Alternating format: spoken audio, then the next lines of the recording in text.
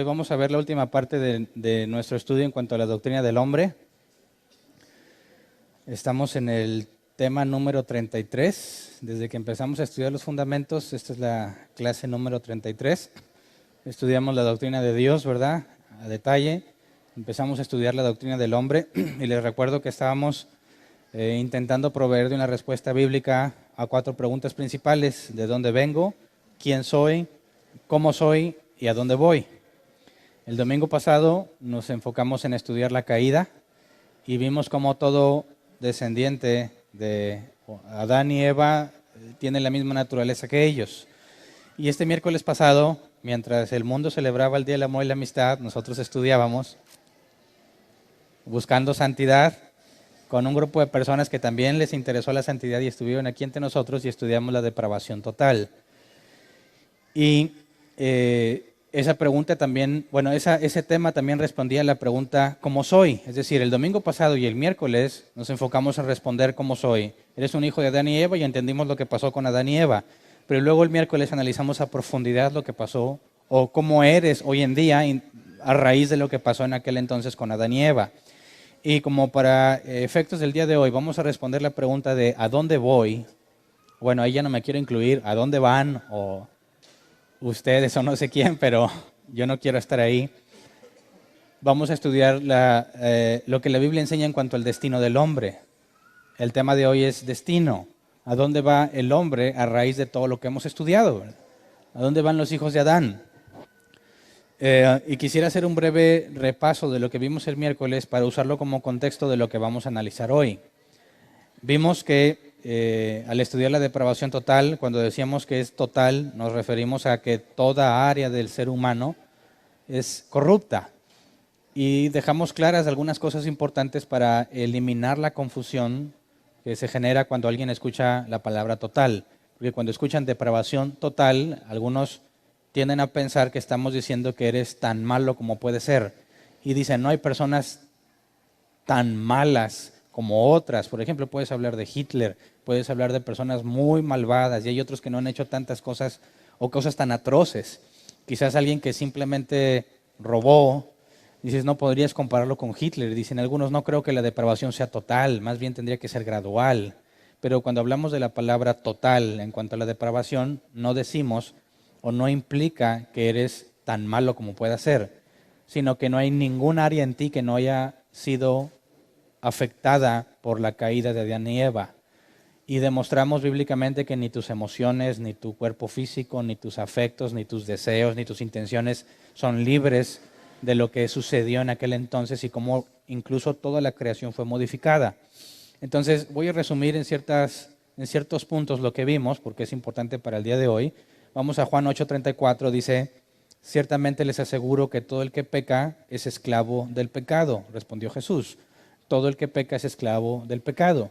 Y analizamos que por cuanto un hombre pecó, el pecado entró en el mundo, la muerte entró al mundo. Dice, y nosotros morimos porque nosotros pecamos. Y aclaramos el miércoles que no mueres por culpa de Adán. Es decir, no mueres porque Adán pecó, sino que mueres porque tú pecas. Pero en Adán tenemos todos la misma tendencia al pecado. Y retomamos una pregunta que no contesté a detalle el domingo pasado, en cuanto a si Dios se había hecho buenos o malos a Adán y Eva. Y alcanzamos a ver el domingo, los que no estuvieron el miércoles saben que lo vimos a más profundidad. Los que estuvieron el domingo saben que nada más dijimos que era muy difícil o era imposible tratar de acercarte a analizar lo que pasó con Adán y Eva partiendo de si eran buenos o malos. Hablamos de que eran libres, ¿verdad? Entonces, cuando estudiamos la depravación total, llegamos a definir algunos términos interesantes en cuanto a lo que pasa con el hombre hoy en día a raíz de lo que le pasó a Adán. Y cuál es la diferencia entre el Adán creado desde el principio, cómo era él y cómo somos ahora nosotros. Hablamos de 2 tipos de justicia, justicia externa y justicia interna.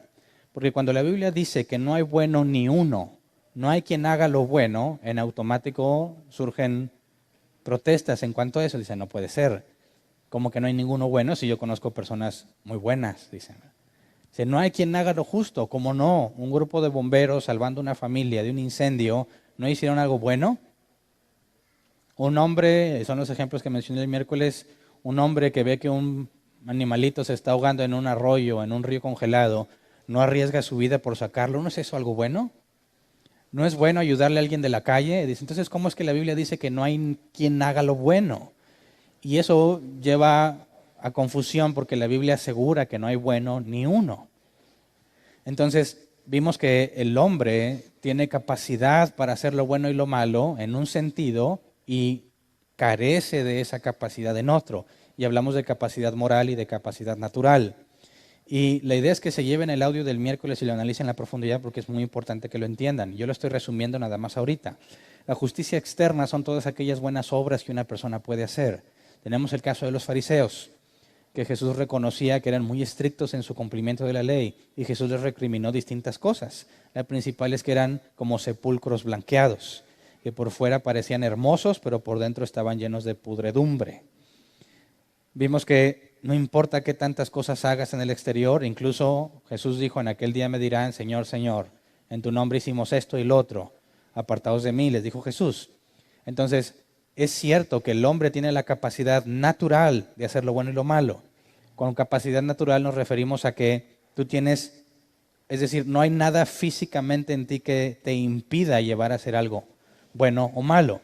Si tú ves que alguien está siendo abusado y tú estás en la capacidad física de interponerte para tratar de impedirlo y no lo haces, eres culpable porque tenías la capacidad de hacerlo y decidiste no hacerlo.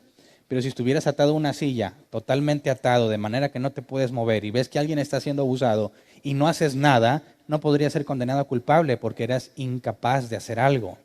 Pero eso es en el aspecto natural, en el aspecto físico. Soy capaz de levantarme, de sentarme. No todos tienen las mismas capacidades, pero todos tenemos la capacidad física o natural de hacer lo bueno o lo malo.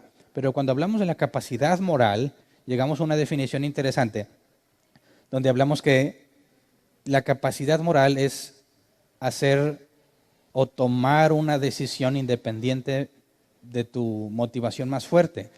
Pero quizás el describir la incapacidad moral lo deja más claro. Incapacidad moral es no poder tomar la decisión contraria a tu motivación más fuerte. Y vimos un ejemplo el miércoles de encontrarte una cartera llena de dinero. Y decimos, si tú te encuentras una cartera que se ve que está repleta de dinero, tienes distintas opciones a tomar cuando la encuentras, ¿verdad? Algunos van a simular que se abrochan las cuerdas de sus zapatos para agarrar la cartera sin que nadie se dé cuenta. Otro podrá pensar, bueno, voy a preguntar de quién es esta cartera. Hay varias personas aquí cerca. Pero no sé a quién le ha pasado que alguna vez ya intentaste hacer lo bueno de esa forma y luego te diste cuenta que te cuenteó, que el que te dijo, es mía, no era de él, ¿verdad? ¿A alguien ya le pasó eso? ¿No? Sean buenos de perdido alguna vez, ¿verdad? O si te encuentras algo en una tienda departamental o algo y sabes que hay un guardia y le dices, oye guardia, me encontré esto. Y el guardia, nosotros nos aseguramos de llevárselo a quien le corresponde y se lo quedan, ¿verdad? Entonces, la persona que ya tuvo esa experiencia, que trató de hacer lo bueno, pero se dio cuenta que hay personas malas que te engañan haciéndote pensar que es de ellos, pero no es, dicen, bueno, pues de que se la queden ellos a que me la quede yo, pues mejor yo. ¿Cómo puedes ser honesto ante semejante situación? ¿Qué es lo mejor hacer? Pero también vimos que si tú tienes exceso de dinero, no tienes ni una sola carencia, tienes todo el dinero que quieres a tu disposición y te encuentras una cartera repleta de dinero, ¿te sería tentación? ¿Estarías tentado a robarla? El dinero es lo que me sobra, así que se la doy a quien sea y si me dijo mentiras, no me importa, a mí el dinero no me falta. Pero ¿qué tal si estás en una profunda crisis económica y te encuentras esa billetera? Algunos dicen, Dios me la mandó. ¿Verdad? El punto que estudiamos el miércoles es determinar cómo es que eres motivado a hacer las cosas y cuál es tu motivación más fuerte. Y una vez que tienes una motivación fuerte, que el miércoles lo explicamos a profundidad, pero ahorita te estoy poniendo simplemente un ejemplo, aquello que realmente te mueve y te motiva a hacer algo, somos incapaces de refrenarlo. Ese es el problema en el ser humano. Tiene la capacidad natural de hacer lo bueno, hacemos cosas buenas, pero eres incapaz para hacer lo contrario a lo que tu motivación más fuerte te dicta. Una vez que esa motivación la tienes y la comprendes y sabes que te mueve a hacerlo todo, hay personas que están dispuestos a matar y a mentir y seguir matando con tal de tener eso que tienen, eso que desean y que anhelan. Jesús dijo que esta es la condenación, que los hombres rechazaron la luz porque sus obras eran malas. Entonces, cuando hablamos de la naturaleza del hombre en la depravación total, decimos que somos incapaces, moralmente hablando, de hacer lo opuesto a nuestra motivación más fuerte. Y lo que estudiamos el miércoles es que la Biblia es clara en que el hombre de continuo busca el mal. Pero puedes hacer cosas buenas, claro, pero también puedes hacer cosas buenas porque deseas algo malo. Y puse un ejemplo con las señoritas. Hay hombres que te van a ofrecer el cielo y las estrellas. Te van a decir que tú eres la mujer más importante del mundo y parece que lo demuestran. Van a ser atentos contigo, van a ser caballerosos, lo que quizás nadie hace. Te va a estar llamando, va a estar atento, va a invertir su dinero en ti. Y tú dices, este es un buen hombre, este es un buen muchacho, alguien que vale la pena para una relación, pero tú no conoces lo que desea por dentro. ¿Por qué te da tanto? ¿Es gratis o espera algo a cambio? Y ese es un ejemplo donde la justicia externa, aparentemente alguien puede ser buena persona, pero no ves lo que está dentro de él. La justicia interna es lo que la Biblia se refiere cuando dice que no hay bueno ni uno. Vamos a Mateo 22, 37 al 40. Tú puedes pensar, a ver, ahí están los 10 mandamientos, no robes. Alguien puede decir, yo en mi vida he robado, entonces soy bueno o soy malo. Yo hice lo correcto porque nunca he robado. Soy una buena persona o de perdido no tan malo como otros. Algunos piensan que si cumpliste al menos un mandamiento de la ley ya estás del otro lado, no eres tan malvado como los demás. Pero el punto es que la justicia externa te puede llevar a nunca robar. Pero la justicia interna es algo en lo que todos fallamos, porque cumplir con los mandamientos de Dios no es cumplir con las 613 mandatos a los judíos o los 10 mandamientos per se, sino lo que dice Jesús aquí, Mateo 22, 37 al 40. Ama al Señor tu Dios con todo tu corazón, con todo tu ser y con toda tu mente, le respondió Jesús. Ese es el primero y el más importante de los mandamientos. El segundo se parece a este, ama a tu prójimo como a ti mismo. De estos dos mandamientos dependen toda la ley y los profetas. Y aquí podemos preguntar, ¿quién ama al Señor su Dios con todo su corazón, con todo su ser y con toda su mente? Ninguno, ni siquiera 5 minutos de tu vida. Es mentira que todo tu ser esté enfocado en conocer y obedecer a Dios. No es cierto. Es mentira que toda tu mente esté enfocada todo el tiempo en conocer y servir a Dios. No es cierto. Es por eso que no hay bueno ni uno en la justicia interna. Y el miércoles vimos que la justicia externa puede ser falsificada por malas intenciones o es la consecuencia de la justicia interna. Porque cuando Jesús dice, ama a Dios y a tu prójimo, de aquí depende toda la ley, habla de que algo en ti, dentro de ti, el enfoque por estar haciendo lo correcto, genera la justicia externa, la cual es agradable a los ojos de Dios y habrá recompensa. Pero todo aquel que por dentro no está enfocado en servir y en amar al Señor, todas las justicias externas, todas las buenas obras que puede hacer son como trapos de inmundicia. Entonces, el hombre tiene un problema muy, muy grave. Y es que es imposible para él refrenar sus más grandes anhelos. Cuando tú analizas la vida de una persona, en qué invierte su tiempo, qué tipo de cosas hace, en qué invierte su dinero, puedes aprender con claridad qué es lo que más anhela y qué es lo que más desea. ¿Verdad? Son las obras que haces lo que demuestra quién eres. Y cuando nos preguntamos sobre el destino del hombre, ¿a dónde va este hombre, hijo de Adán? Cuando hablo de hombre me refiero masculino y femenino. ¿A dónde va el género humano con esta naturaleza pecaminosa? ¿Cuál es el destino? Y la Biblia es clara en cuanto al destino del hombre natural, la condenación. Ahora, esto choca con la idea que muchos tienen acerca de Dios y de Jesús. Pero leamos Juan 3, 19 al 20. Esta es la causa de la condenación, que la luz vino al mundo, pero la humanidad prefirió las tinieblas a la luz porque sus hechos eran perversos. Pues todo el que hace lo malo aborrece la luz y no se acerca a ella por temor a que sus obras queden al descubierto. Y esto describe a la perfección lo que sucede con cada uno de nosotros cuando pecamos. Todos pecamos pensando en que nadie nos ve o pensando que al menos quien nos ve es cómplice nuestro. ¿Verdad? Hablo aquí de un cristiano, de alguien que se supone que nació de nuevo, aunque todavía no estudiamos a profundidad qué significa eso.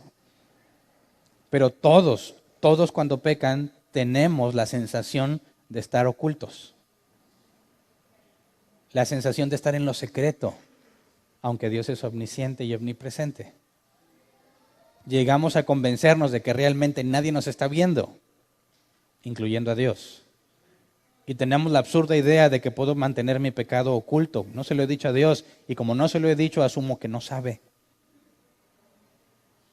Y que puedo ponerme a orar, Señor, yo te doy gracias por todo lo que me das, como si Él no estuviera consciente de lo que estás haciendo. Esta es la condenación. La palabra condenación en griego es crisis, de donde viene nuestra palabra en español crisis. Pero cuando nosotros hablamos de una crisis decimos, todo está mal, ¿verdad? Tengo una crisis financiera, no tengo dinero. Tengo una crisis amorosa, no tengo amor, o me va mal en el amor. Pero aquí la palabra griega para crisis, con K, es una decisión, juicio o sentencia, según la concordancia Strong. El diccionario Helps dice juicio haciendo énfasis en el veredicto, ser declarado justo o ser condenado.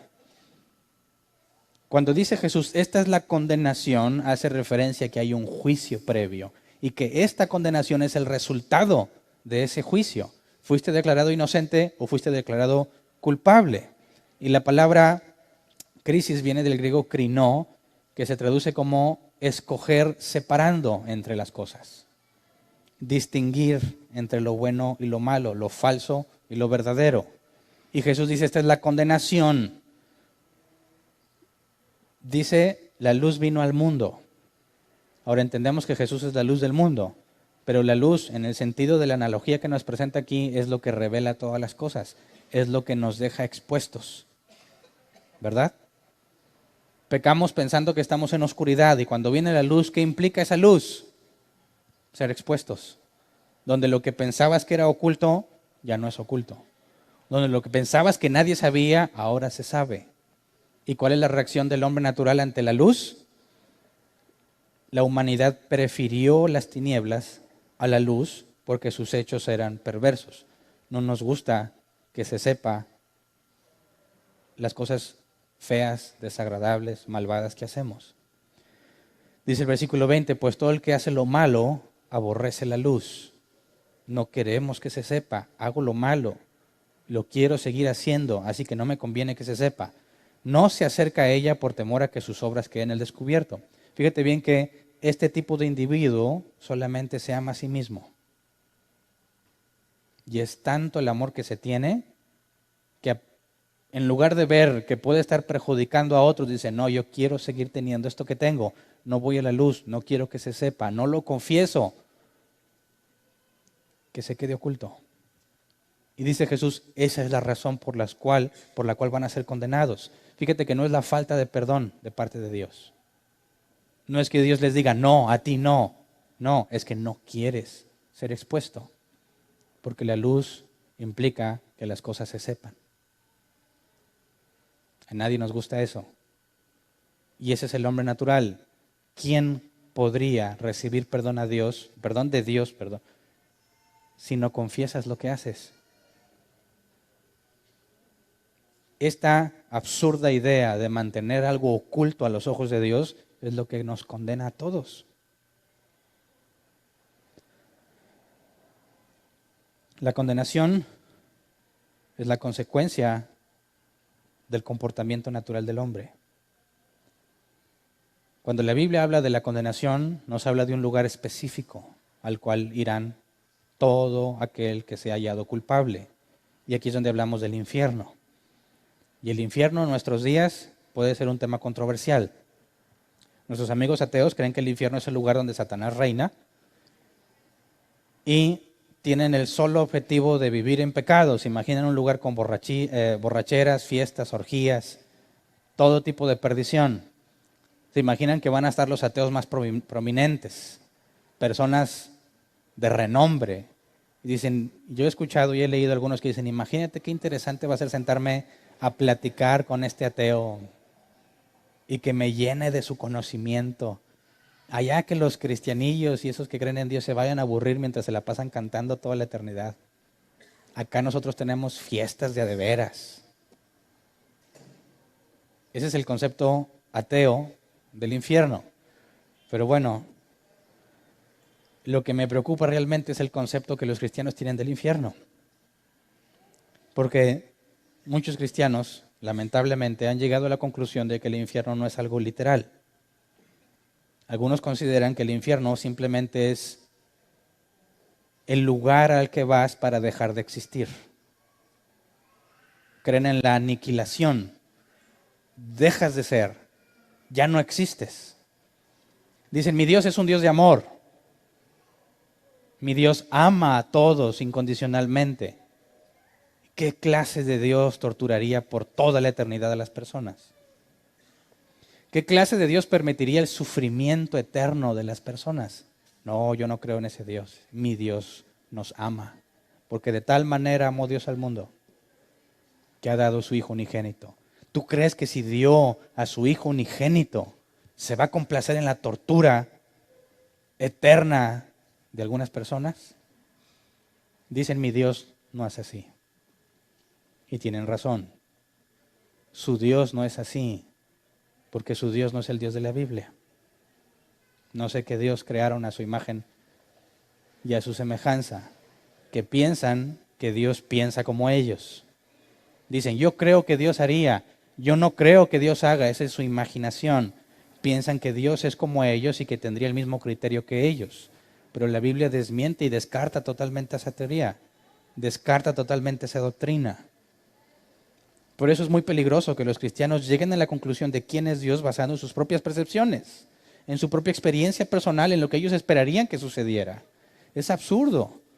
Todo conocimiento acerca de Dios, acerca del hombre, que el hombre tiene que tener o debe tener, debe provenir de la Escritura, para asegurarnos que estamos en el mismo pensamiento que Dios, que estamos entendiendo lo mismo que Él dijo que debemos entender.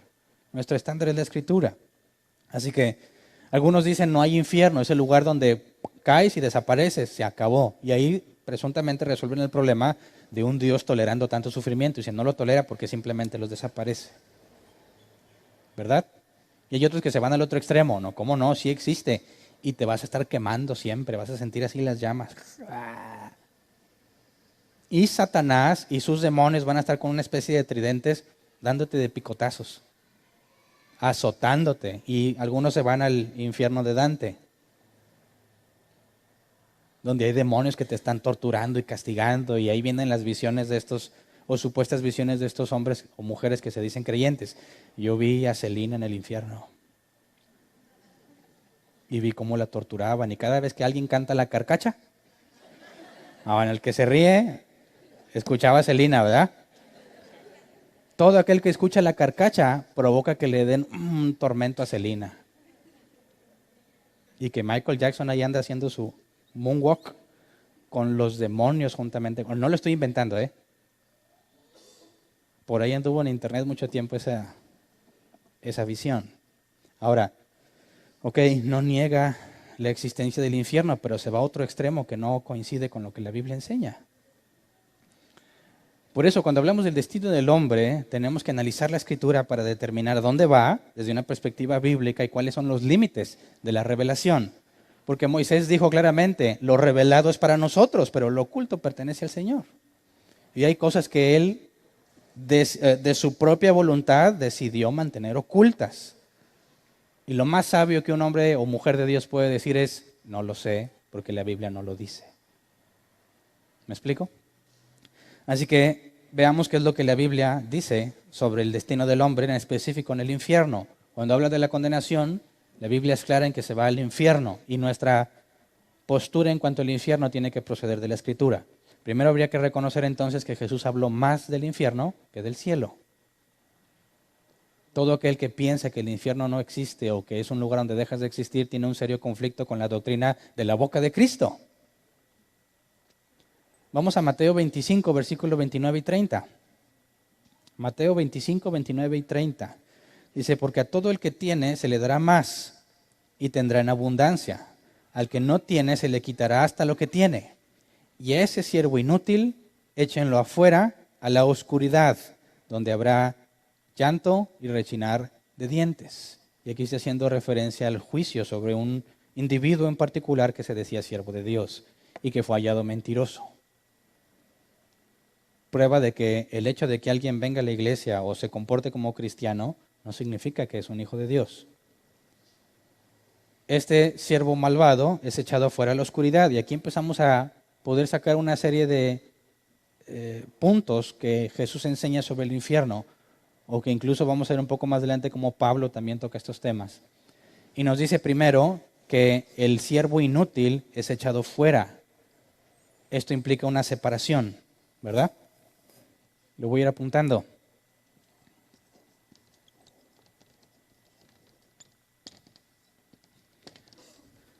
Una separación. Luego, échenlo fuera a la oscuridad.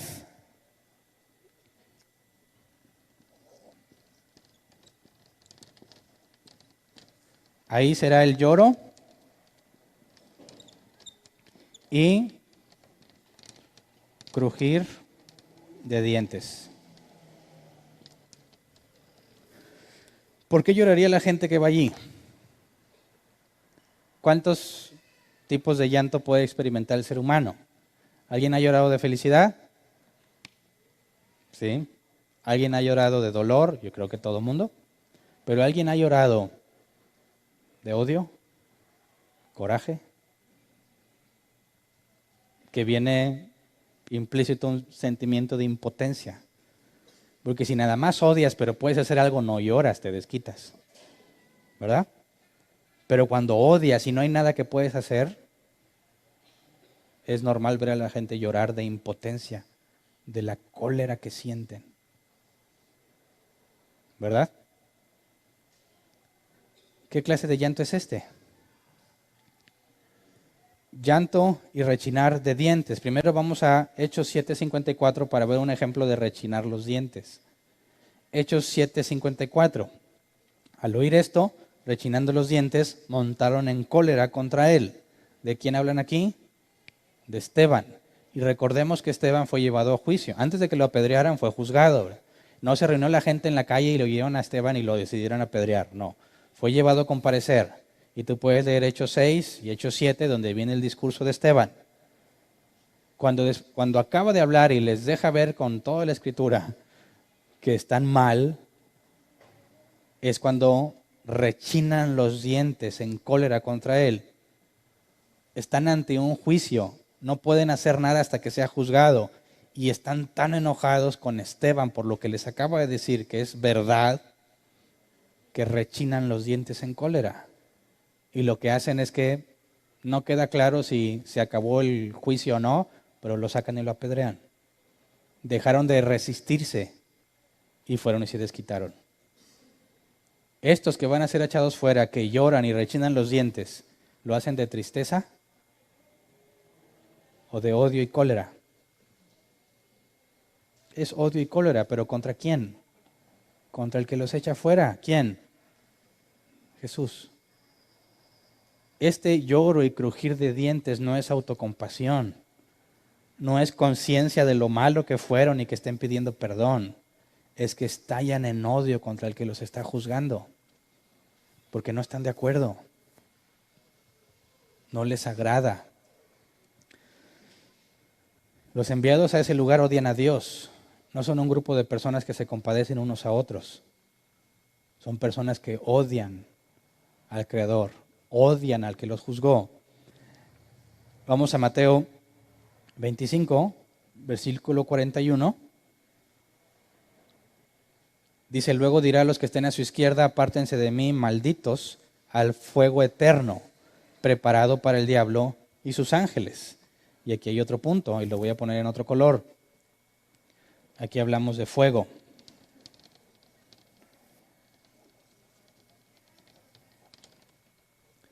Fuego eterno. ¿Preparado para quién?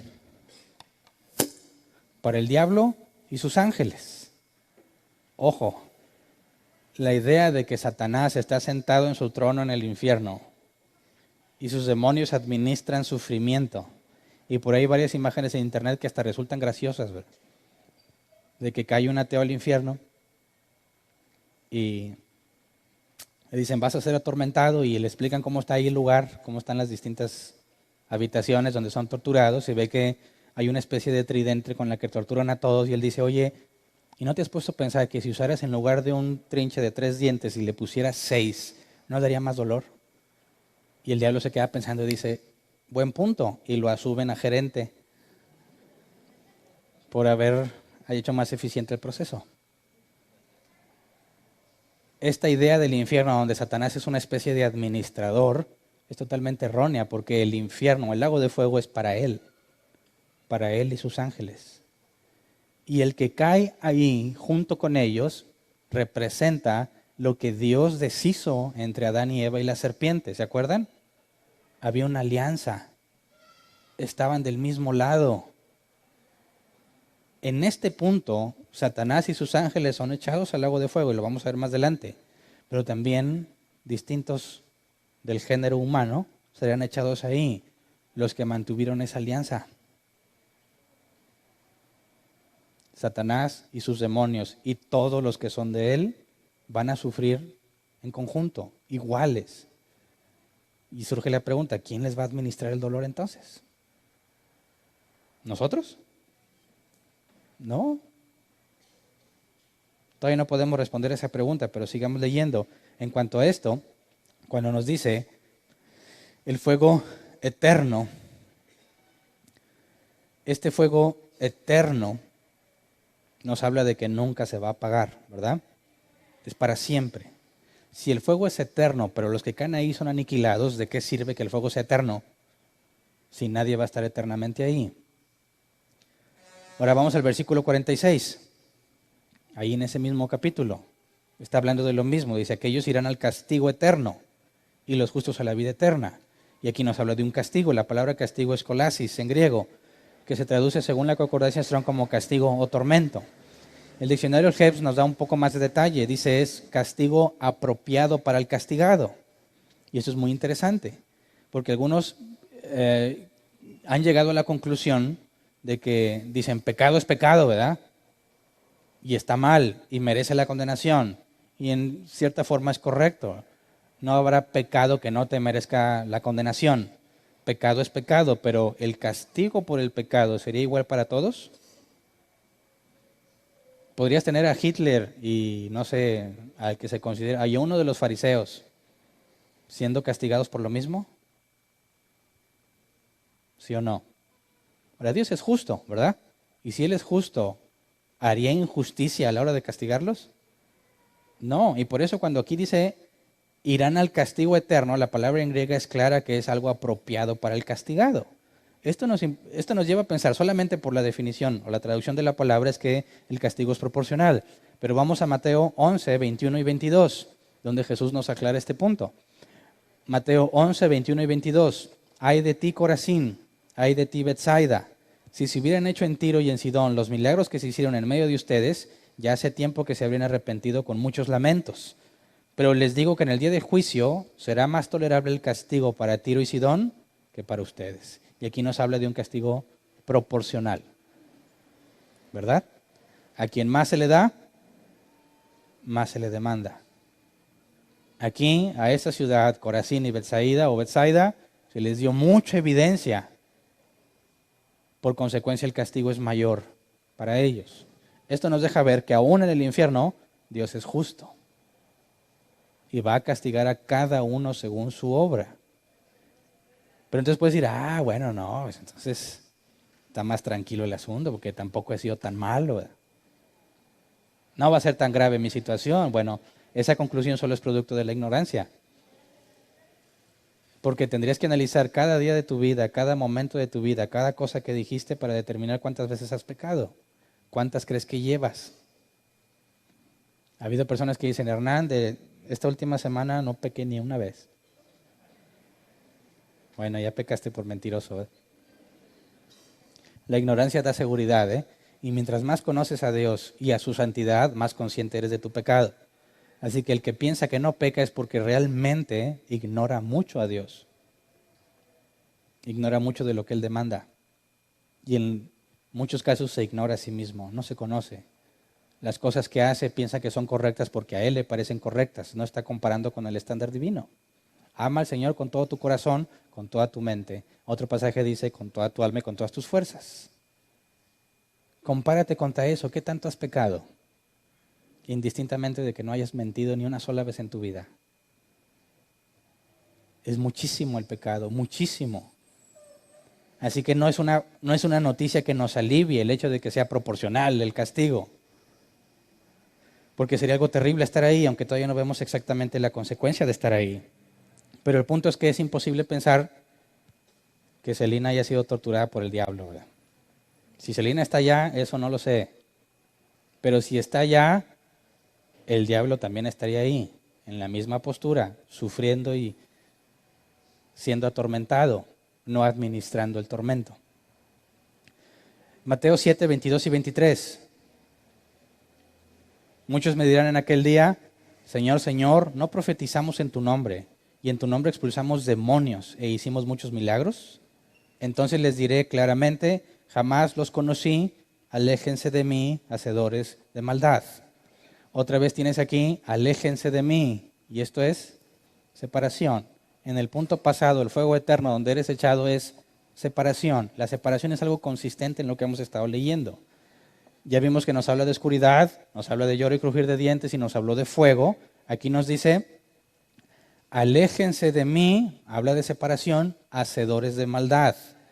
Fíjate, estos que le llaman Señor a Jesús, que profetizan en su nombre, expulsan demonios y hacen milagros, cualquiera pensaría que son cristianos, ¿verdad?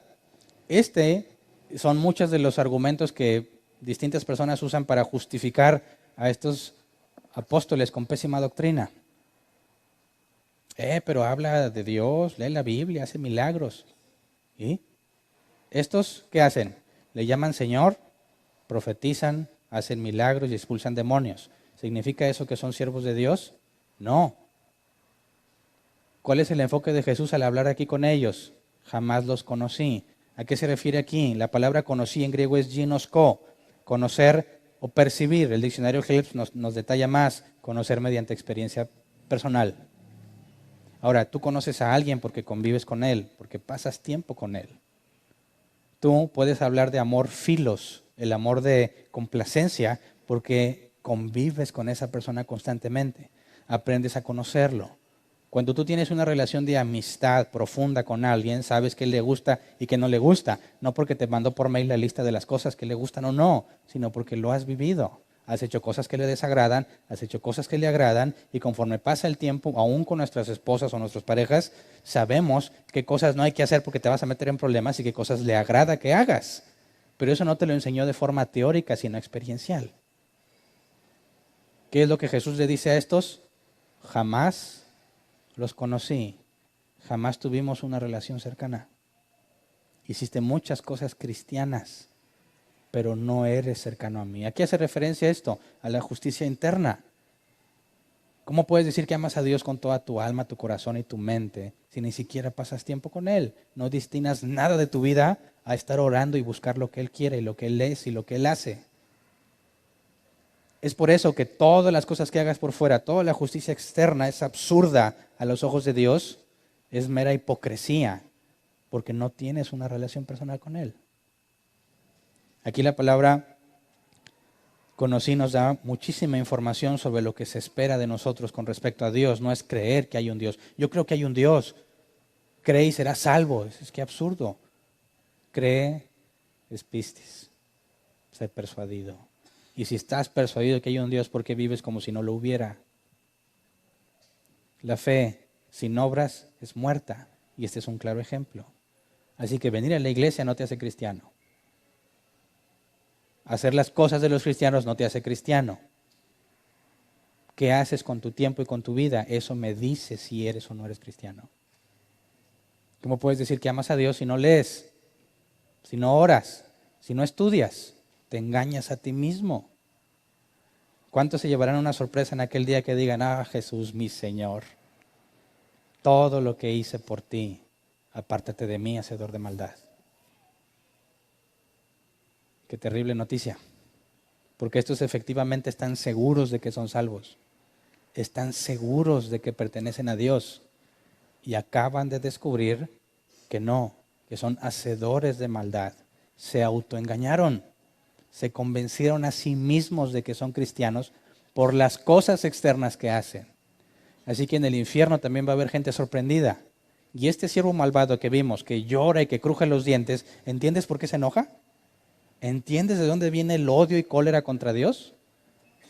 ¿Por qué? No es justo. Hice muchas cosas, tenía muchos ministerios. Muchas cosas de pecado no las hice porque yo era cristiano. ¿Y eso qué? Hay muchos ateos con una moral mucho mejor que muchos cristianos. ¿Verdad? ¿Eso significa que Dios les va a decir bienvenidos a mi reino? No, porque lo que importa es la justicia interna.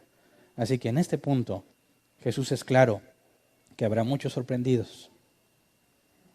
Sorprendidos no porque fueron ignorantes toda su vida, sino porque se convencieron de algo que no era verdad. Marcos 9, 43 al 48. Si tu mano te hace pecar, córtatela. Más te vale entrar en la vida manco que ir con las dos manos al infierno, donde el fuego nunca se apaga. Y si tu pie te hace pecar, córtatelo. Más te vale entrar en la vida cojo que sea arrojado con los dos pies al infierno. Y si tu ojo te hace pecar, sácatelo. Más te vale entrar tuerto en el reino de Dios que ser arrojado con los dos ojos al infierno, donde su gusano no muere y su fuego no se apaga. Ahora, si esto fuera literal, ¿cuántos ciegos, tuertos y, ciegos, cojos y mancos habría entre nosotros?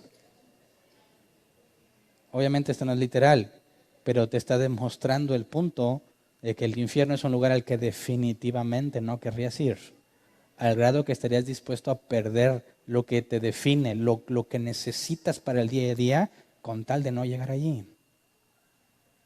¿Me explico? Sin embargo, la idea del infierno es algo que no se predica actualmente. Está ausente de las predicaciones, incluso ausente del evangelio. Le dicen a la gente, ¿sabes qué? Dios tiene un plan maravilloso para tu vida.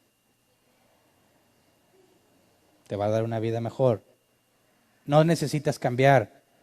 Dios te ama tal como eres. Dices, qué absurdo a la luz de las palabras de Cristo, que hizo más énfasis en el infierno que en el cielo.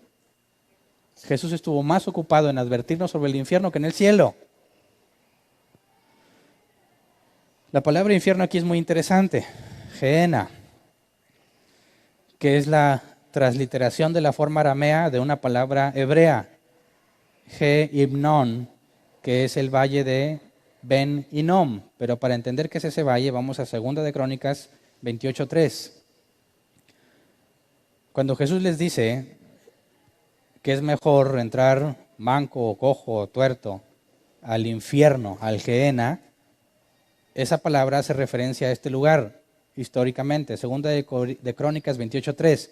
Asimismo, quemó incienso en el valle de Ben Hinnom y sacrificó en el fuego a sus hijos, según las repugnantes ceremonias de las naciones que el Señor había expulsado al paso de los israelitas. Y vamos también a Jeremías 7:31. Jeremías 7:31 dice, además construyeron el santuario pagano de Tofet en el valle de Ben Hinnom para quemar a sus hijos y a sus hijas en el fuego, cosa que jamás ordené ni me pasó siquiera por la mente. Ese valle es el lugar donde los reyes de Israel y la gente de Israel, el pueblo de Dios, quemaba vivo a sus hijos. Y tú puedes buscar en cuanto a información histórica lo grave de ese proceso, porque no los mataban y luego los quemaban, no, sino que calentaban al rojo vivo metales, ya sean estatuas de sus deidades, y al rojo vivo depositaban a sus hijos para que fuesen quemados ahí, mientras todos presenciaban el dolor y el sufrimiento con tal de agradar a la deidad.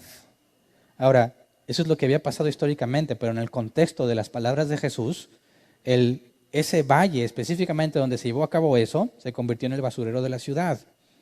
Los cadáveres de animales o cadáveres de criminales, todo tipo de basura, eran arrojados y consumidos por el fuego que siempre se mantenía encendido. Entonces imagínate, Jesús hablando con la gente que lo escucha y le dice, es mejor que te cortes la mano que ir al Gehenna. ¿Qué imagen tenían en su mente cuando Jesús les dijo eso? El basurero donde se quema todo. La descripción es muy clara. ¿Quién querría ir ahí? La descripción de Jesús es muy viva. Claramente las personas entendían este asunto. ¿Qué tan grave es ir ahí? En todas estas descripciones que vimos del infierno, todas habla de ser condenado, el resultado de un juicio. Les dirá, apártate, serán echados. No es una decisión que ellos tomaron, yo me voy acá, no, es el resultado de un juicio. No puedes ocultarle algo a Dios. Jesús dijo, el problema es que no te acercas a la luz porque no quieres ser descubierto. Cuando tú te preguntas a ti mismo si eres cristiano o no, tienes que considerar seriamente ese pasaje. Si tú te preguntas, oye, ¿este es cristiano o no? Tienes que considerar seriamente este pasaje. ¿Qué es lo que este pasaje dice?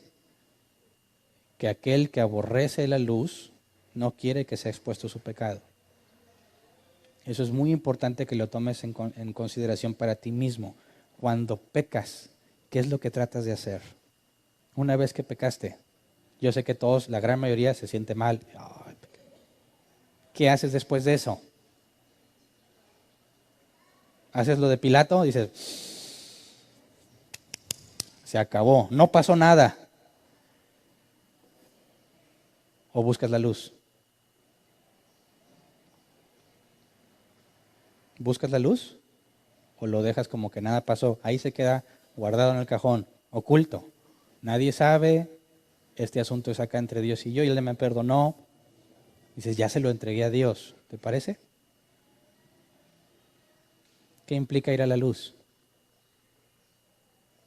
Es como si un ladrón o un asesino, secuestrador, dijera, ya me convertí a Cristo. No tengo por qué pagar lo que hice.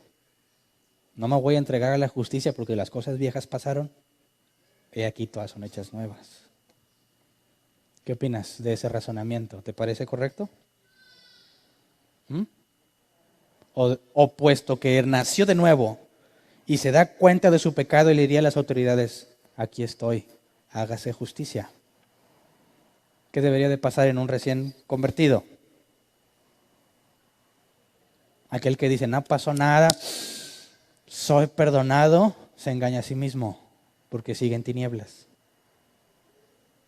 El que se expone a la luz dice, heme aquí, hágase en mí según su voluntad, dijo Jesús. Aunque él no tenía pecado, dijo, que se haga lo que se debe de hacer. ¿Cuántas personas se han encubierto detrás del arrepentimiento falso de simplemente decir hice mal y ya, en lugar de ir a la luz? Esto es un asunto muy grave, porque tú puedes estar aquí sentado pensando que eres cristiano y no serlo. ¿Me explico? Cuando Dios condena, lo hace con pleno conocimiento de causa. Él es omnisciente. Él sabe perfectamente todo lo que has hecho y lo que estás haciendo. Sabe lo que vas a hacer. Y el principal problema que tenemos con eso es que Dios es justo y es santo. No lo puede sobornar. No puede hacer, como dicen, ojo de hormiga. No, Bernard, pues, mira, tantas cosas buenas que has hecho, se borra del libro.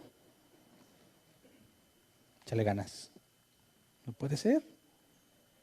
El problema no es que Dios no me quiera perdonar, el problema es que Dios es justo. Y como yo no quiero arrepentirme, yo quiero mantener las cosas ocultas, estoy condenado por su justicia, por su santidad, porque no lo puedes convencer de que haga lo incorrecto. Eso es lo que Pablo decía, horrenda cosa es caer en manos del Dios vivo.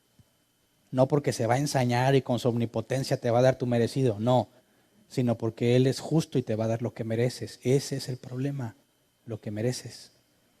No te va a dar menos de lo que mereces. Así que, ¿hablamos de un lugar literal o de un lugar donde las almas dejan de existir? ¿Qué opinas? O simplemente podemos decir que no existe ese concepto del infierno en la Biblia. ¿Es literal, hay un lugar o no hay un lugar? ¿Vas a dejar de existir o vas a estar eternamente? Habría que empezar a ver, quien tenga ojo y haya visto esto con un poco de lógica, creo que encuentra un problema, ¿no? Y de hecho intencionalmente marqué en negro esa palabra para que veas la contradicción.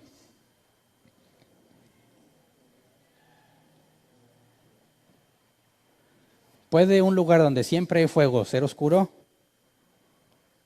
¿Mm? No, no se puede. ¿Cómo combate la oscuridad? Pues con una fogata. Ahora, todo es fuego eterno. ¿Dónde habría oscuridad? Bueno, qué alivio. Entonces el infierno no existe. No, no estoy diciendo eso. El punto que quiero probar es cuando alguien dice, ¿es literal el infierno, sí o no? Hay que hacer una separación. Es literal que hay un lugar de fuego eterno y de oscuridad. Lo que no es literal es su descripción. ¿Me explico? Es imposible, lógicamente hablando, que haya oscuridad y fuego al mismo tiempo.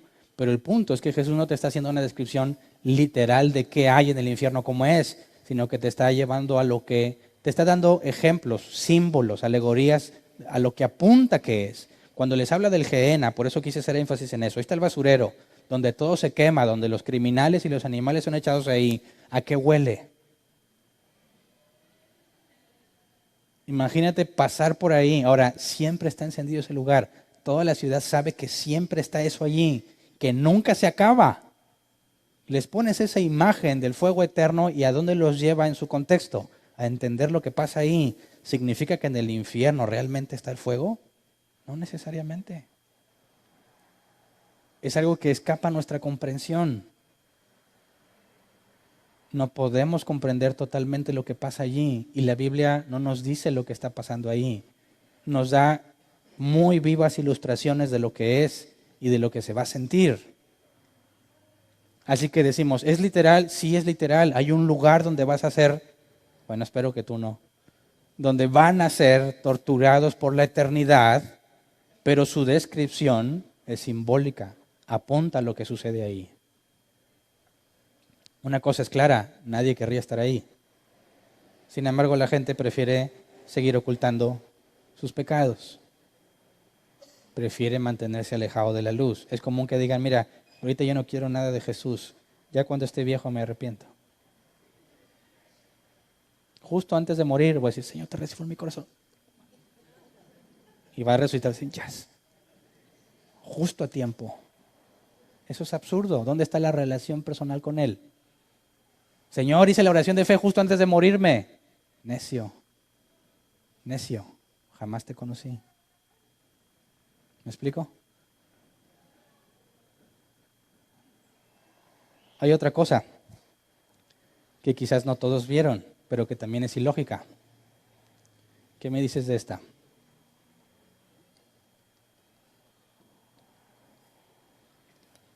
¿Te puedes separar de Dios? ¿Qué es la omnipresencia? Dios está en todas partes al mismo tiempo. ¿Puedes separarte de Él? No. ¿Puede haber un lugar donde no esté Dios? No. Es absurdo. Si hay un lugar, si Dios hace un lugar donde no está Él, Él deja de ser Dios. ¿Verdad? Así que ¿a qué se refiere eso? No es literal la separación. ¿Dios estará en el infierno? ¿Sí o no? Levante la mano el que dice, no, no va a estar ahí. Dicen, pues acabas de explicar la omnipresencia. Pues entonces Dios va a estar en el infierno, ¿sí o no? Sí. ¿Cómo se separaron de Él? Si ahí va a estar. ¿A qué se refiere la separación entonces? Para eso tendríamos que ir un poco al contexto de lo que los contemporáneos de Jesús entendían. En la ley, cuando se les dio la ley, ¿qué se les dijo?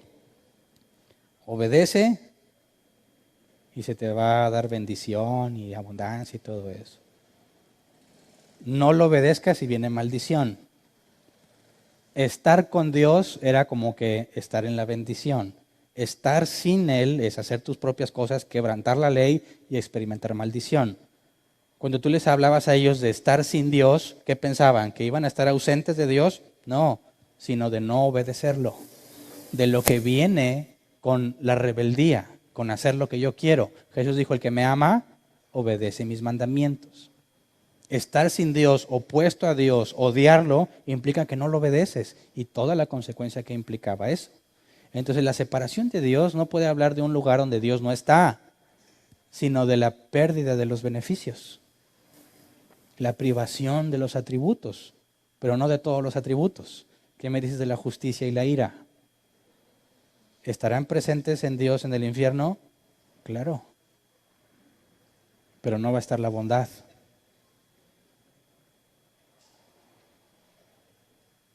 Eso es lo grave, esa es la separación.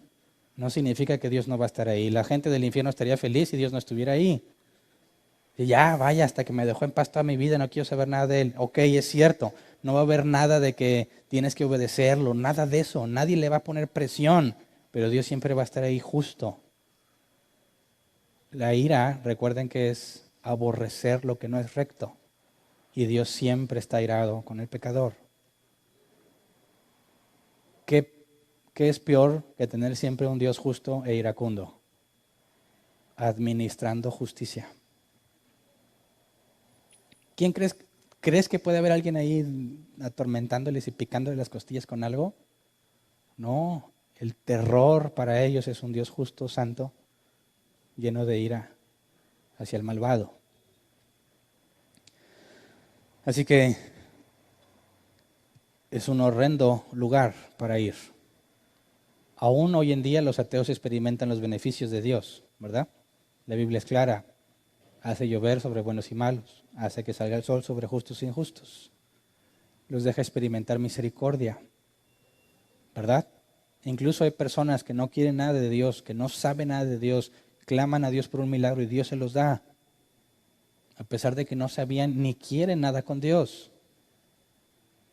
Reciben los beneficios, al mismo tiempo lo niegan y no saben de todo lo que están disfrutando aunque lo niegan. Pero aquel lugar no se compara. Dicen, este planeta, esta tierra es el infierno. No, claro que no. Esta tierra, por muy malvados que seamos los que estamos aquí, aún rebosa de la misericordia de Dios. Aún rebosa de la providencia de Dios. Pero en aquel lugar no habrá nada de eso. ¿Me explico? Ahora, ¿el infierno les va a dar un tormento físico o del alma? O sea, ¿va a haber algo que les duela? ¿O nada más se van a doler por dentro? Sí me explico la diferencia, ¿verdad? Dicen, algunos lloran por la mujer que los dejó. ¿Ese es un dolor físico o del alma? Aquí dicen, aquí me duele. ¿Es físico del alma? O decir, bueno, ¿qué dolor experimentas cuando llegas a la clase en la escuela y resulta que había examen y no sabías y nadie te dijo? Claro que si te valen las clases no vas a experimentar ningún dolor, pero si te preocupaba tener un buen promedio, ¿se experimenta dolor o no? Cuando te das cuenta que había un examen. ¿Cuántos todavía sueñan que llegan a su escuela y había un examen? ¿Nomás yo? Ay, que digo, tanto te traumaste en la escuela que lo peor que te puede pasar es que ¿estudiaste para el examen? ¿Cuál examen? Eso es un dolor, pero no es un dolor físico. Ahora, en el infierno, ¿qué clase de dolor van a experimentar? ¿Mm? Bueno, la respuesta bíblica es que no sabemos. La Biblia no dice. Podemos llegar a una especie de conclusión. Van a resucitar los muertos, ¿estamos de acuerdo? Unos para vida eterna y otros para condenación eterna. Pero la resurrección implica un cuerpo. Se dice que de los santos, aunque lo vamos a estudiar más adelante, es un cuerpo incorruptible. Pero de los que no son de Dios, ¿qué clase de cuerpo tendrán? De que tienen un cuerpo es bíblico. De que no es como el de los santos, donde no hay tristeza, ni llanto, ni dolor, no es así. Así que es probable que ese cuerpo sea apto para sentir dolor, pero no lo dice la Biblia. Y si estás ahí y estás siendo atormentado, aunque sea solo físicamente, ¿no te pondrías a pensar en todo el odio y coraje que tienes? ¿No es eso un tormento en el alma? Así que me parece que lo más adecuado responder es, la Biblia no lo dice con certeza, pero muy probablemente los dos tipos de dolor. ¿Verdad? Hechos 17, 30 al 31. Fíjate el Evangelio de Pablo, que es el mismo Evangelio de Cristo. el Evangelio de los apóstoles. Pues bien, Dios pasó por alto aquellos tiempos de tal ignorancia, pero ahora manda a todos, en todas partes, que se arrepientan. Él ha fijado un día en que juzgará al mundo con justicia, por medio del hombre que ha designado. De ello ha dado pruebas a todos al levantarlo de entre los muertos. ¿Qué estaba haciendo aquí Pablo hablando con los griegos en Atenas? Ninguno conoce de Dios, ninguno conoce de la Escritura. Está hablando a gente inconversa. ¿Y qué es lo que Pablo escoge para presentarles el Evangelio? El juicio venidero y un mandato divino. Dios manda que te arrepientas. No es una opción, es un mandato. Y si no te arrepientes, eres enemigo de Dios, eres rebelde a la voluntad de Dios. Dice, mira, yo no me meto con Dios, que Él no se meta con mi vida. No, hay una orden. La orden es arrepiéntete. ¿En qué momento el Evangelio dejó de ser eso? ¿En qué momento se convirtió en un... Dicen, es que son las buenas nuevas, y a mí me enseñaron ese razonamiento. Dicen, ¿por qué vas y les hablas del juicio venidero? Eso no es una buena noticia. Eso más te amarga. La buena noticia es, Dios tiene un plan maravilloso. Dios va a hacer tu familia indestructible. Dios va a acabar con tus problemas. Dios te va a sanar. Dice, eso es una buena noticia. Y pretenden ser bíblicos, las buenas nuevas. Demos las buenas noticias. ¡Qué absurdo! ¿Cuál es la buena noticia? ¿Cuál es la buena noticia del Evangelio? Que puedes ser librado de la ira de Dios. Aunque no te sane, aunque te quedes pobre toda la vida, aunque tu familia esté deshecha, aunque estés al borde de la muerte todos los días de tu vida, la buena noticia es que vas a ser librado del juicio venidero. ¿Qué se puede comparar a esa buena noticia? ¿El dinero? ¿La salud?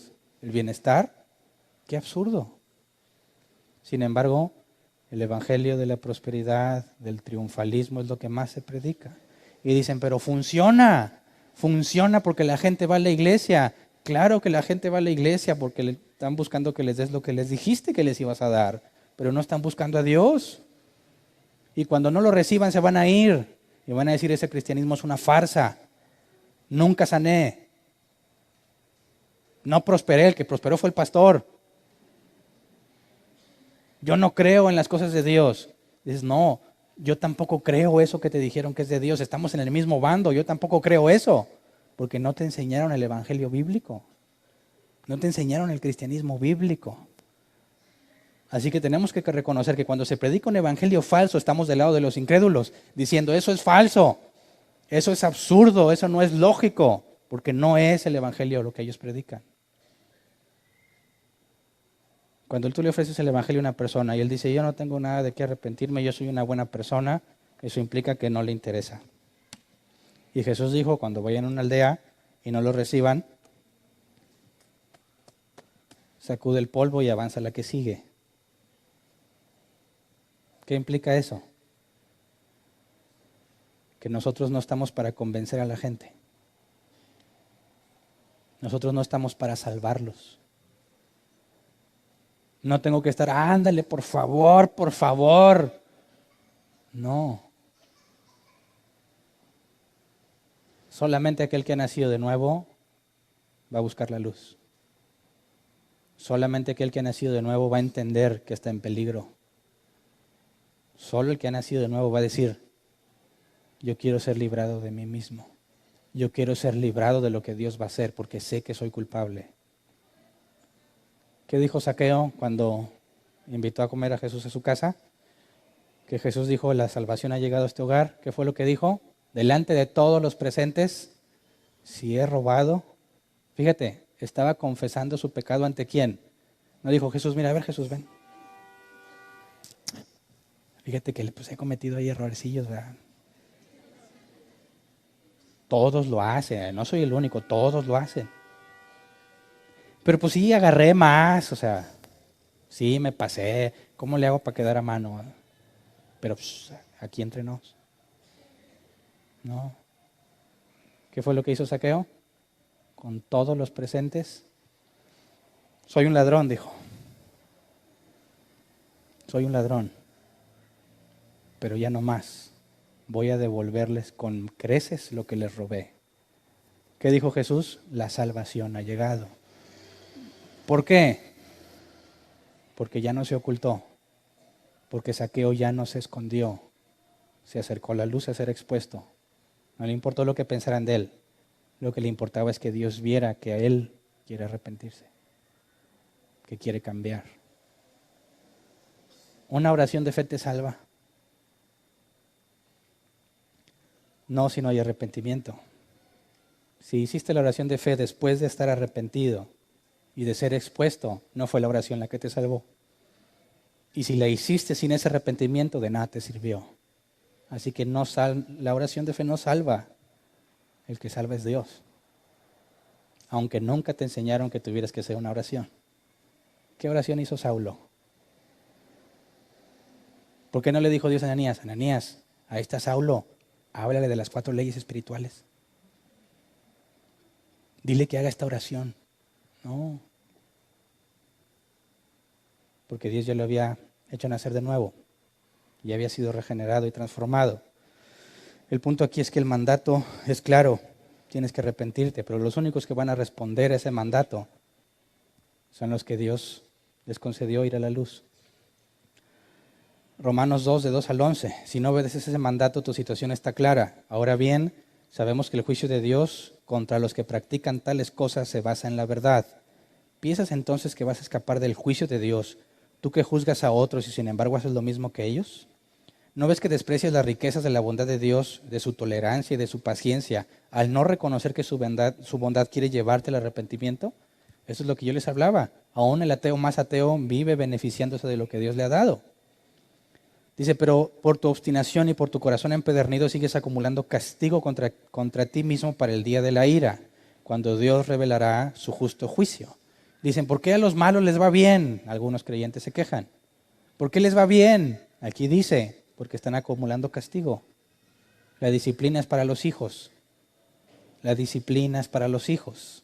Si tú eres hijo de Dios y estás haciendo lo malo, ¿qué va a pasar contigo? Te va a disciplinar. Te va a disciplinar. Si no, te va a dejar hacer lo que tú quieres. ¿Verdad? Dicen, ¿por qué le pasan cosas malas a la gente buena? Para empezar, no hay gente buena. Ok, ¿eres un hijo de Dios? No es tu justicia, sino la de Cristo. ¿Y por qué me pasan cosas malas? Porque estás siendo entrenado. Estás siendo preparado para que crezcas en santidad. Si el Hijo padeció, dice la Escritura, ¿cuánto más tú? ¿Verdad? Dices, yo soy cristiano porque todo me va bien. Aguas. Aguas. Porque eso mismo podría decir un narcotraficante. ¿Verdad? Un terrorista. Mira, todo está saliendo. Dios está conmigo. Es que absurdo. Sin embargo, así piensan los cristianos. ¿Verdad? Y luego empiezan a tener dificultades. El diablo me trae. Dices, ay. Hay que leer, hay que estudiar. Por eso en medio de las dificultades nos regocijamos. No sabes que me está yendo de la patada, pero no hay duda de que Dios me ama y que me está quitando todas esas cosas que no debería de tener. Y lo que más anhelaba, ya sea tu dinero, tu salud, tu carro, te lo va a quitar para que dejes de amar eso y lo ames a Él. Por favor, no digas que es el diablo. Eso es gloria a Dios, ¿verdad? Dice, porque Dios pagará a cada uno según lo que merezcan sus obras. Versículo 6, versículo 7, Él dará vida eterna a los que perseverando en las buenas obras buscan gloria, honor e inmortalidad. Pero los que por egoísmo rechazan la verdad para aferrarse a la maldad, recibirán el gran castigo de Dios. Habrá sufrimiento y angustia para todos los que hacen el mal, los judíos primeramente y también los gentiles. Pero gloria, honor y paz para todos los que hacen el bien, los judíos primeramente y también los gentiles, porque con Dios no hay favoritismos. Así que el punto es claro, no obedeces el mandato, eres enemigo. Acumulas ira para el día de juicio. Acumulas castigo. Dios es justo y no va a dejar de ser justo. Por último, veamos lo que nos dice Apocalipsis, la descripción más clara que tenemos del juicio final. Dice Apocalipsis 20, 10 al 15, pero en la Reina Valera 60 que lo traduce mejor. Y el diablo que los engañaba fue lanzado en el lago de fuego y azufre, donde estaban la bestia y el falso profeta, y serán atormentados día y noche por los siglos de los siglos. Pausa. ¿Dejarán de existir el diablo y sus demonios? Aquí es clarísimo. En el lago de fuego y azufre, donde la bestia y el falso profeta, o sea, ya hay más raza que cuando estudies Apocalipsis te vas a dar cuenta por qué están ahí, y serán atormentados día y noche por los siglos de los siglos. Vimos que el lago de fuego, o el infierno, o ese lugar de tormento era preparado para el diablo y los suyos. Pero ahí no acaba la historia, versículo 11. Y vi un gran trono blanco, y al que estaba sentado en él, delante del cual huyeron la tierra y el cielo, y ningún lugar se encontró para ellos. Y vi los muertos, grandes y pequeños, de pie ante Dios, y los libros fueron abiertos. Y otro libro fue abierto, el cual es el libro de la vida.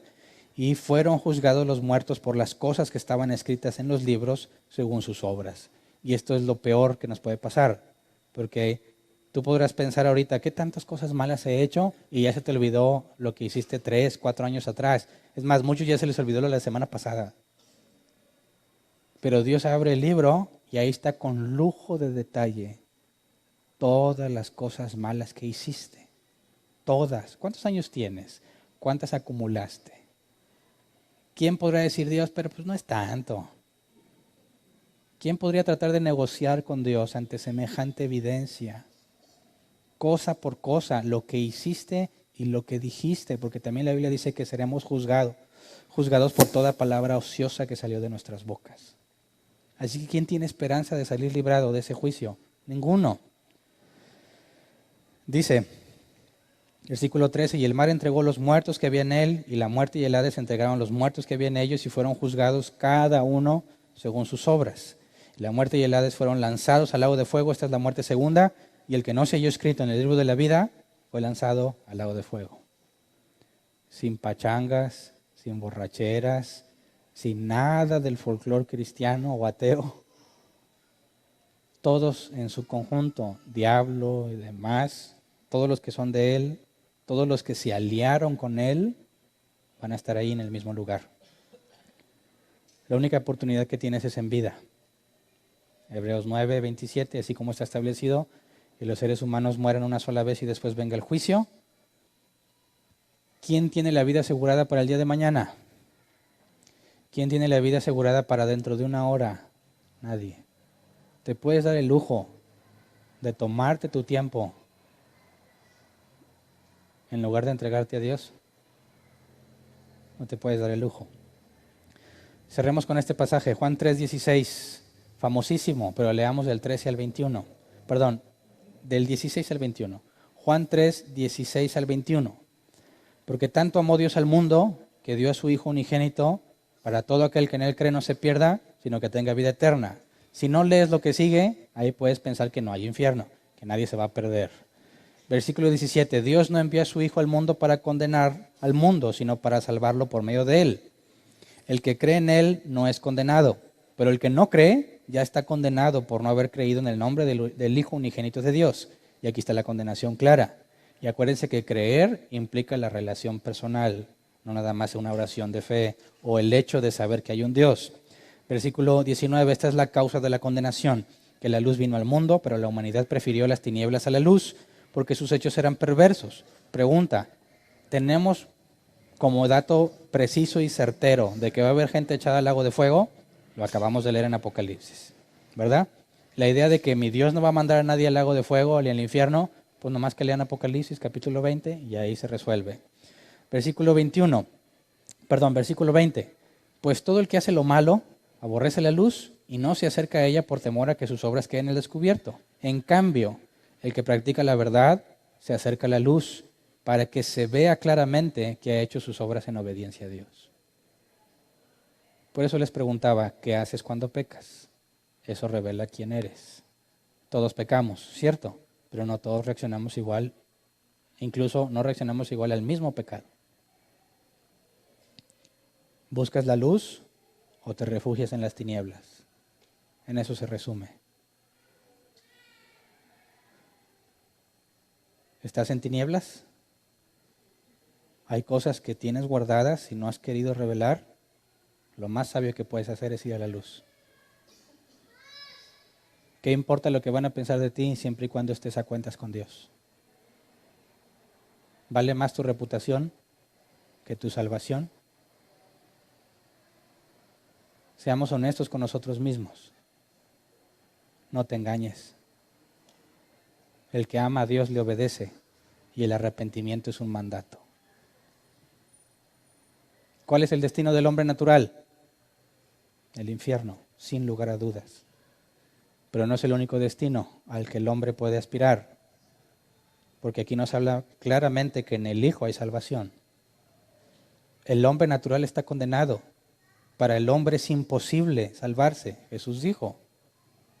Pero nada es imposible para Dios. Y Jesús dijo a Nicodemo, si no naces de nuevo no puedes entrar al reino de los cielos. Pero yo no puedo decidir nacer de nuevo. Yo no lo decido. Nicodemo dijo, ¿cómo le hago? ¿Vuelvo a entrar en el vientre de mi madre? No. El que nace de nuevo, Juan 1:12, a los que creen, son hechos hijos de Dios que no son engendrados ni voluntad de carne ni por voluntad de varón, sino de Dios. Dios hace nacer de nuevo. Lo necesitas a Él. Y el único camino a la salvación es Jesús. Y esto nos abre el tema al siguiente punto que vamos a tratar, el Evangelio. Necesitamos analizar a profundidad la doctrina del Evangelio para que lo entendamos, lo apliquemos en nuestra vida y lo prediquemos como es. Así que este es el último tema de doctrina del hombre, pero ahora vamos a estudiar el Evangelio. ¿Cómo es que Dios provee de salvación? ¿Cómo es que la gente puede salvarse? Pero por el día de hoy tienes mucho que pensar sobre ti mismo. ¿Estás en la luz o estás en las tinieblas? Pero si estás en las tinieblas, aún hay esperanza. Sal a la luz. Corrige las cosas. Arrepiéntete. En griego es cambia tu manera de pensar, por consecuencia mis acciones cambian. Eso que sientes, que me siento mal, eso no es arrepentimiento. Arrepentimiento es el cambio. Y si lo has hecho muchas veces, una y otra vez, y lo sigues haciendo, entonces no te has arrepentido, porque no has cambiado. Sin arrepentimiento no hay perdón de pecados. No te engañes. Lo mejor que puedes hacer es entregarte, humillarte ante Él y clamar misericordia. La Biblia dice que Dios no rechaza un corazón contrito y humillado. Es que vamos a ponernos de pie y vamos a orar.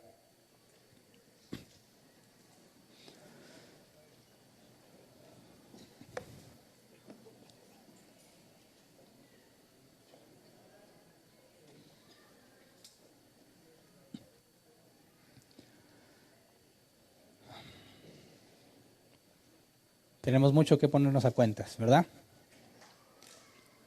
No nada más este día. Dime qué día puedes permanecer sin buscar arrepentimiento.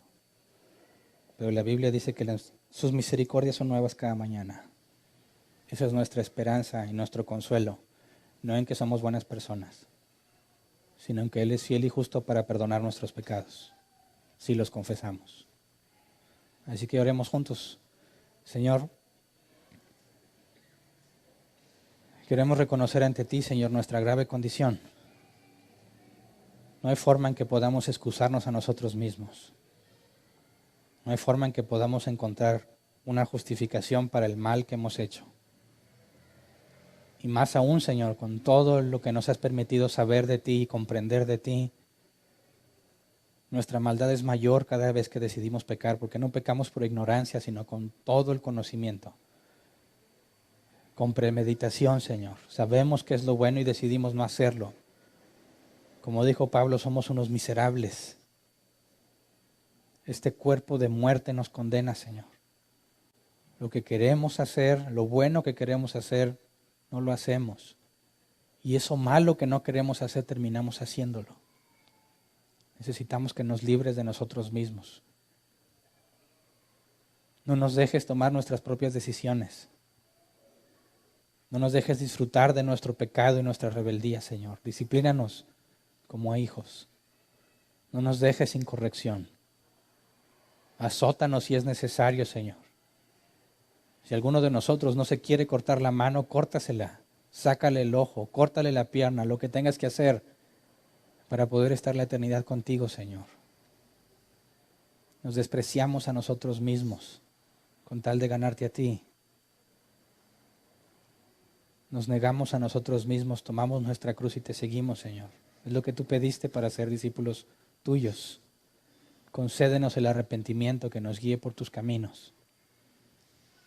Ya no veas nuestra maldad, Señor, ya no veas nuestro pecado. Lo confesamos ante ti, Señor. Por medio de Jesús, límpianos, Señor. Tu palabra dice que si nuestro pecado es rojo como la sangre, será emblanquecido como la nieve. Danos la evidencia de arrepentimiento que necesitamos, Señor, que ninguno de nosotros carezca de la evidencia que lo reconoce, que lo identifica como un verdadero hijo de Dios. No la prosperidad, no la abundancia, no la salud, sino la disciplina. Padre, sabemos por tu palabra que la disciplina no produce gozo en el presente, pero sí en el futuro. Queremos decir como Pablo dijo, que todo sea como estiércol con tal de ganarte a ti, Señor.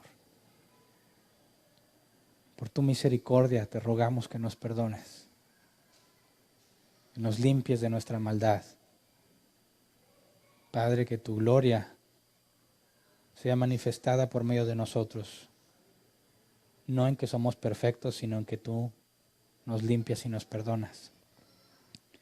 Y la gente se dé cuenta que realmente hay un Dios por nosotros, no por lo perfectos y los buenos que somos, sino por la misericordia que nos muestras.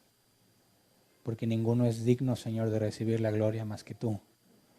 Ninguno es digno de ser alabado más que tú, Señor. Que digamos como Juan el Bautista, que nosotros menguemos para que tú seas exaltado. Que ninguno entre nosotros se sienta superior a sus hermanos, porque todos estamos sujetos al mismo pecado, a las mismas tentaciones. Más bien, gloriémonos en ti, Señor, porque tu poder se perfecciona en nuestra debilidad. Somos débiles, pero como dice tu palabra, somos fuertes en ti. Diga el débil, fuerte soy. Por medio de ti, Señor, todo lo podemos en ti que nos fortaleces. Concédenos, como Jesús dijo, no nos expongas a tentación, sino líbranos del maligno, Señor. Amén. ¿Pueden sentarse? Pasemos a la sección de preguntas. Si tienes una pregunta, levanta tu mano, te llevan el micrófono. Tenemos 15 minutos como máximo. Si tienes varias preguntas, te pido que hagas una pregunta, la que consideres más importante. Y si se acaban las preguntas y todavía hay tiempo, entonces puedes volver a preguntar. Pero por favor, para que ante la posibilidad de que haya muchas preguntas, limítate a hacer una pregunta nada más. Si haces varias, le estás quitando tiempo a otro. Si tienes otras preguntas y queda tiempo, con toda confianza puedes volver a pedir el micrófono y la tratamos de resolver. ¿Ok? ¿Alguien tiene una pregunta? Levante su mano. Ahí ya, a veces es nomás por distancia, no por quién la levantó primero. Buenas tardes. Buenas tardes. Ahorita que mencionaste donde dice que el que peca y no se acerca a la luz para que sus obras no sean descubiertas. Cuando te acercas a la luz se refiere a que, es decir, yo maté a alguien, lo tengo enterrado ahí en el patio de mi casa y… Espero que sea un ejemplo. Sí, es un ejemplo. Tengo que venir aquí delante de todos mis hermanos y ¿saben qué, hermanos? Maté a alguien y lo tengo ahí enterrado. Tengo que confesar o a qué se refiere con dejarlo de estar en la oscuridad. Mostrarlo a quien le debes de mostrar, ¿verdad? Porque tampoco se trata de que lo publiques a los cuatro vientos. Gente que ni siquiera, es más, que a lo mejor ni le interesa si tienes al muertito ahí o no. Pero quien sí debe de saber, porque va a hacer algo al respecto, es las autoridades.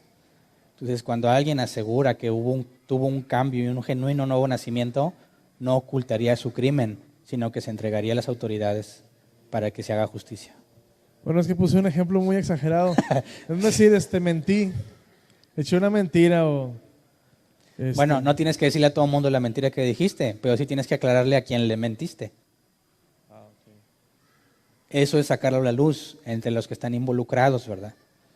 La Me Biblia enojé con pone... Dios, le reclamé algo a Dios.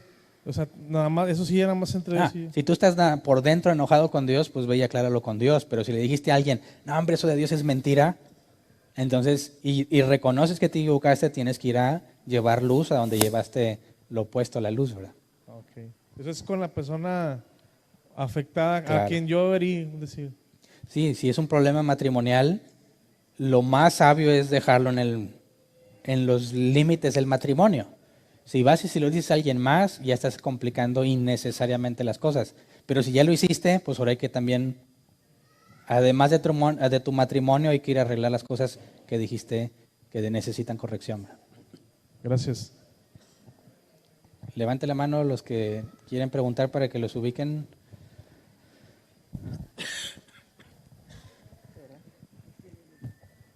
Ya. ¿Alguien más? Porque ya se dijo, esa ya fue repetida, ¿verdad? Okay. ¿Dónde está el micro? Porque ahí estaba la mano, sí. Bueno, buenas tardes, Hernán. Buenas tardes. En la parte nada más, un poquito, me quedó un poco de duda en Mateo 7, 22 al 23. Entendiendo que hay, se puede decir, vasijas que Dios usa para expulsar demonios, para traer milagros, ¿verdad? Si ellos lo administran de esa manera, creo que quien recibe eso de parte de Dios, pues lo ve como que es una persona que realmente pues proviene de Dios o está sirviendo a Dios. Por ende, pues concluyen que es una persona cercana a Él y su enseñanza o su doctrina pues proviene de Dios, porque los hechos que Él me muestra pues entiendo que vienen de Dios, ¿verdad? Que solo Dios los puede hacer o cumplir. Entonces, si esto Dios lo permite y en la persona como tal, quien los administró, no hubo una relación más cercana a Dios, o por qué Dios, bueno, más bien es porque Dios permitiría que suceda este tipo de cosas si finalmente la persona no está capaz o no conlleva una relación justa con Dios. Ok, bueno, ahí veo dos cosas. Número uno, es cierto que una persona puede ser engañada ante semejante evidencia, pero la Biblia es clara en que solo los inconstantes e inmaduros son engañados. Porque alguien que empieza a crecer en el conocimiento de Dios ya sabe que una señal puede venir de un falso profeta. La Biblia es clara en Deuteronomio: si te manda un profeta con señal mentirosa, se cumple, y luego te dice, ven y adoremos dioses falsos, dice, sepan lo que los estoy probando. Entonces, es información muy importante. Tienes el caso ahora de Judas. ¿Judas hizo milagros? ¿Expulsó demonios? Sí. ¿Él era un siervo de Dios? No. Entonces tienes el caso de Judas, que también te ejemplifica claramente que muchas personas pueden recibir autoridad para hacer cosas, pero al mismo tiempo estar descalificadas a los ojos de Dios en cuanto a la salvación. Y la pregunta, ¿y por qué permite eso? Bueno, ¿cuál era la razón por la cual Judas estaba en el grupo de los 12?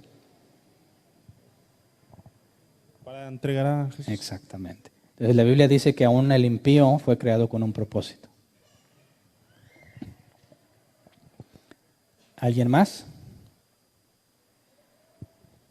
Sí, a mí me viene a la mente ahorita lo que dijiste acerca de la relación que Dios quiere que tengamos, y en base a eso hay un arrepentimiento, un conocimiento de Él. Entonces, el caso del hombre que murió en la cruz junto a Él y que Él creo yo que no tuvo una relación personal con Él, sino que nada más hubo un arrepentimiento, ¿no?, en su corazón. ¿Cómo es que Jesús lo perdona y le dice que, bueno, realmente Él va a estar en su reino cuando Él fallezca? Bueno, ahí habría dos casos a considerar. La persona como el ladrón en la cruz, que murió pocas horas después de tener evidencia de haber sido regenerado, ¿tuvo una relación con Jesús, sí o no? A mí me parece que sí, muy breve, pero sí. ¿Qué hizo él cuando los demás se burlaban de Jesús? Dijo, ¿te burlas de él? Nosotros estamos aquí justamente, pero él no hizo nada indebido. Jesús, acuérdate de mí cuando vengas en tu reino. Muy breve, pero hubo una relación. Sí. ¿Qué tan breve o no sería? Eso es de acuerdo al propósito de Dios, ¿verdad? Pero sí tuvo en cierta forma una relación con Jesús. Comunicación breve. Vaya. Ajá, pero hay otro caso donde no hay ningún tipo de relación con Jesús, que son aquellos cuando Jesús habla de los niños. Si un niño recién nacido muere, ¿va a ser condenado por su pecado? ¿Sí o no? No. Dices, para empezar, ¿cuál pecado? Si no ha hecho nada. Y si hizo algo como llorar, y eso quizás los papás dijeron, hombre, este niño nomás me hace daño, él lo hace inconsciente. Y al analizar la justicia de Dios, ¿Dios condenaría a ese niño por importunar a sus padres? Dices, no, pero si murió sin haber pecado conscientemente, la Biblia es clara en que el reino de los cielos es para ellos. Eso implica que Dios los hizo nacer de nuevo aunque no estaban conscientes, porque si no naces de nuevo no puedes ir al reino de los cielos. Entonces, no hubo propiamente una relación porque no estaba ni siquiera consciente, pero el nuevo nacimiento sí tuvo que estar presente. En ese caso, Dios determina el qué pasará, pero vemos que la condición necesaria para la salvación es el nuevo nacimiento. Ya sea que mueras o que estés en etapas tempranas de tu madurez y no sepas muchas cosas, ese es un factor totalmente distinto. Eso no determina si eres salvo o no, sino el nuevo nacimiento. Ok, gracias. Como quiera, más adelante en el tema del Evangelio vamos a estudiar todo eso a profundidad. ¿Alguien más?